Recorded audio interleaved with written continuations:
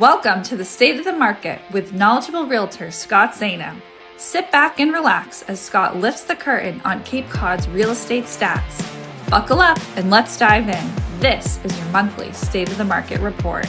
Hello, everybody, and welcome to another State of the Market for January 2026. That's right.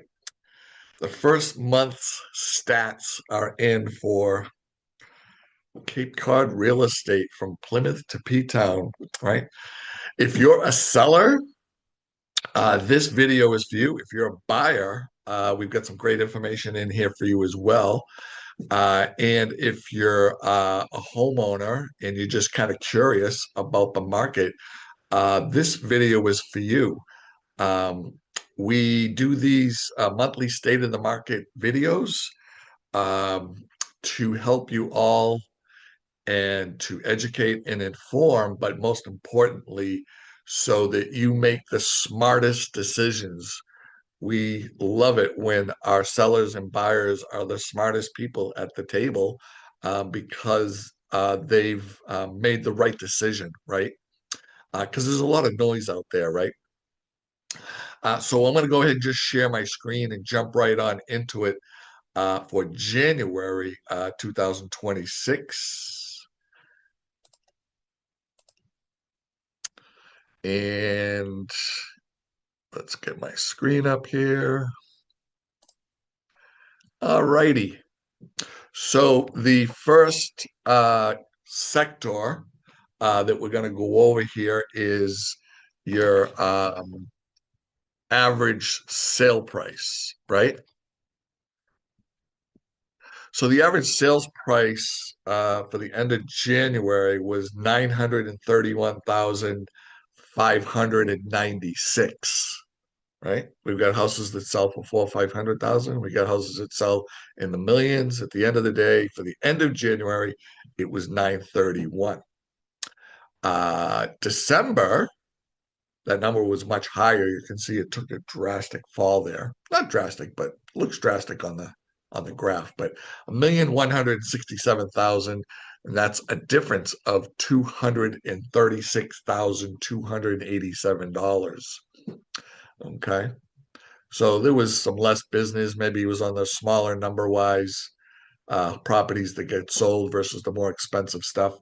But for the end of January, 931,596 is your average sales price here on Cape Cod. And incidentally, as you all know, because we talk about this all the time, is real estate is local, right?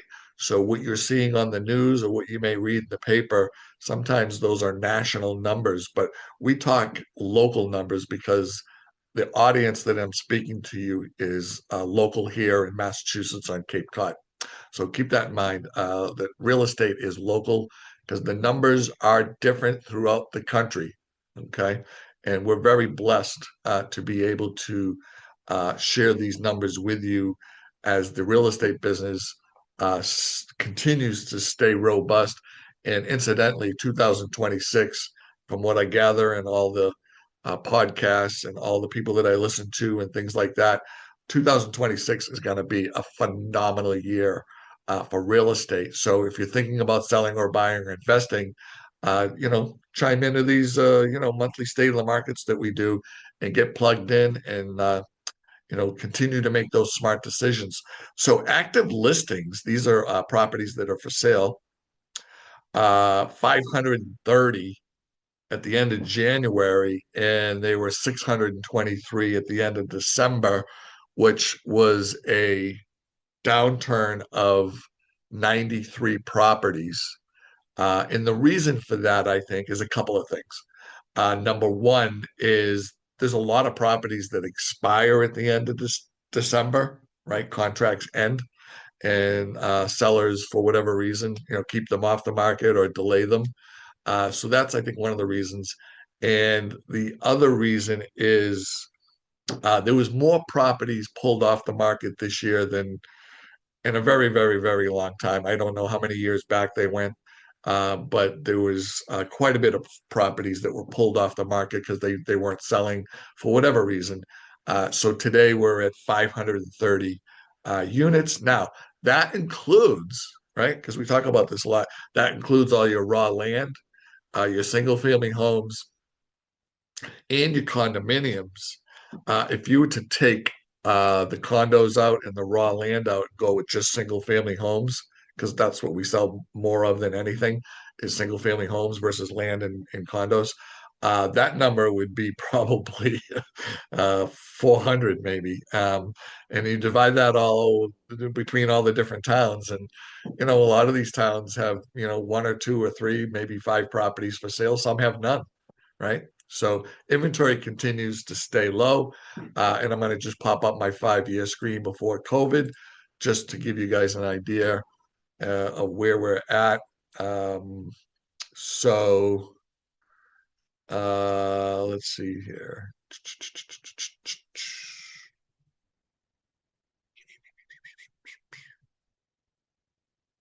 All right, so homes for sale.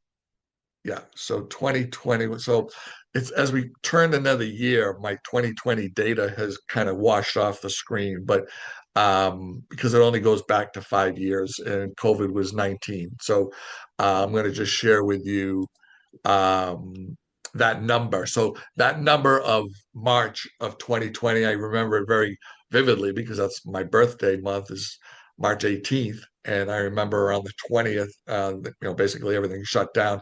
And the amount of properties on the market at that time were, let's just call it 2,000. It was 1,996. And today we're sitting at 530. So if you're thinking about selling your property, this is by far an excellent opportunity, maybe after the snow melts, to list your property. All right. So let's talk about days on market because this as puts a pulse on the market for real estate agents, knowing how to gauge the market, what's happening, and how long it's going to take for these properties to go under contract. It also gives the seller an idea of what to expect, right? Because those days of putting your house on the market and selling in 2 or 3 days or over the weekend with multiple offers. Now, that is still happening. Don't get me wrong. Okay. We just had one 3 weeks ago where we put an offer on a piece of property and there was multiple offers. And lucky enough, we were able to get it because we educated our buyer on how to structure the offer and the right price to put in. And we were lucky enough to get that. So your days on market um, have been was let's see here, 71 days on market. Okay. For the end of January, and then in December it was 45. December's right here, 57.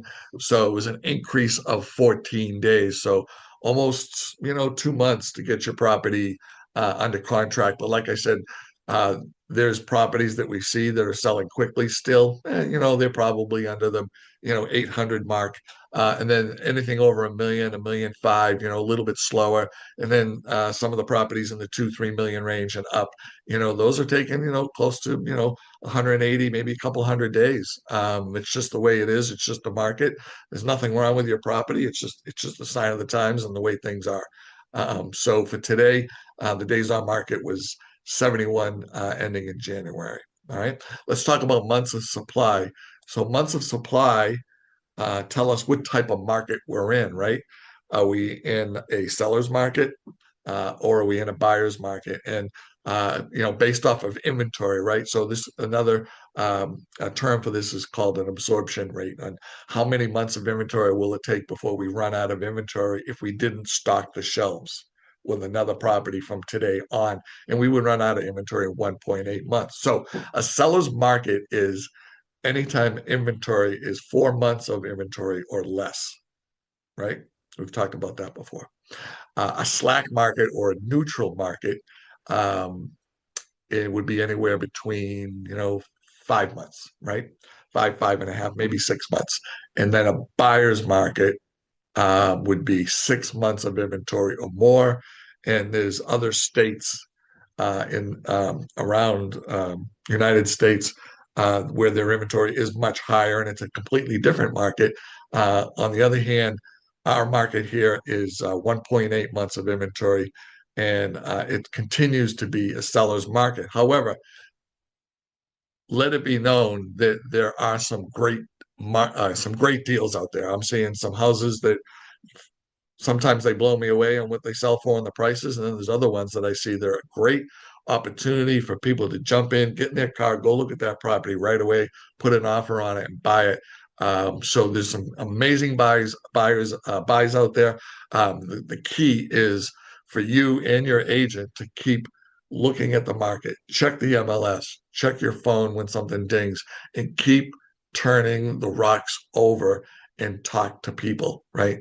And let people know that you're looking for a property, and have your agent just stay on the screens, as many screens as possible, and look at the different avenues, right? So there's properties that are on MLS, there's properties that are on Craigslist, there's properties that are on other third parties.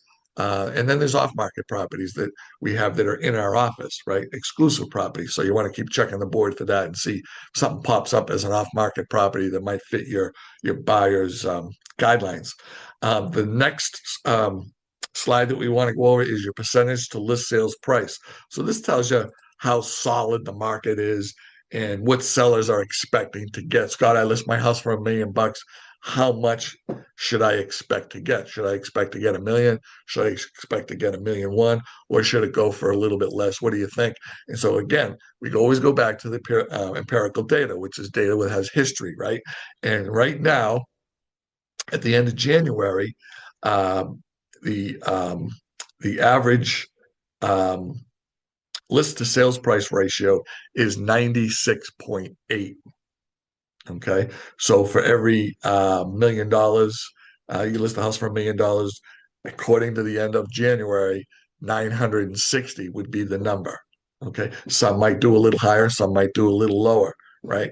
The end of December, that number was 96.6 and went up 0.2 of a point. In my opinion, it's like a wash.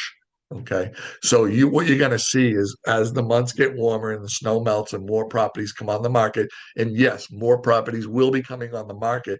So the opportunity to list your property sooner rather than later, because who wants to compete with more properties if you don't have to, right?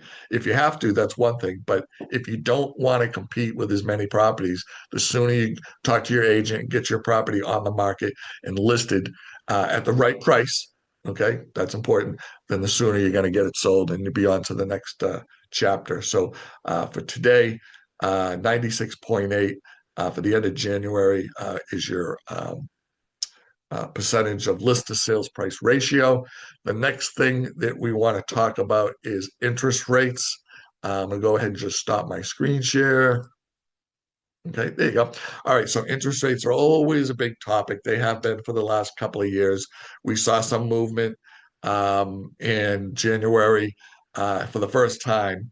And interest rates had come under 6%, 5.99. It's the lowest it's been in 2 years.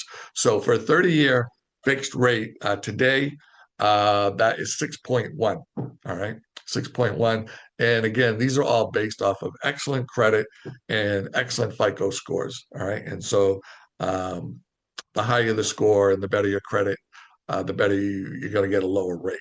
Okay. We just did one the other day and it was 6.1 is what they got. Okay. So 30-year fixed 6.1, 30-year FHA, Federal Housing Administration. These are the government-backed loans, 5.91. There are guidelines to those loans, and you have to understand those guidelines, which your agent can go over with you on how you may or may not qualify for those guidelines. Some of it is income, some of it is the condition of the house. I'm not going to get into that now because it's a whole nother video, but 30-year FHA 5.9, 30-year VA. Thank you, all the veterans. They're for their service, and their VA you can do with zero money down. You don't have to, but you can, and that's 6.3. So it's a little bit higher because they're not putting any money down, perhaps. And then the last is a 30-year jumbo. So Scott, what's a jumbo? I'm financing 500,000. Is that a jumbo? No, not really. It may be a lot, and it is a lot, but in order to qualify for a jumbo, you have to finance about 832,000, and your 30-year jumbo rate today at the end of January was 6.4. Okay, 6.4 for a jumbo. So again, we want to thank everybody so much. Happy New Year, everybody. If you have any questions, you guys know my door is always open. Give me a call at 508-566-0051. Shoot me an email at sjzano@gmail.com. And one other thing. Go Patriots. All right. Talk to you soon. Bye-bye.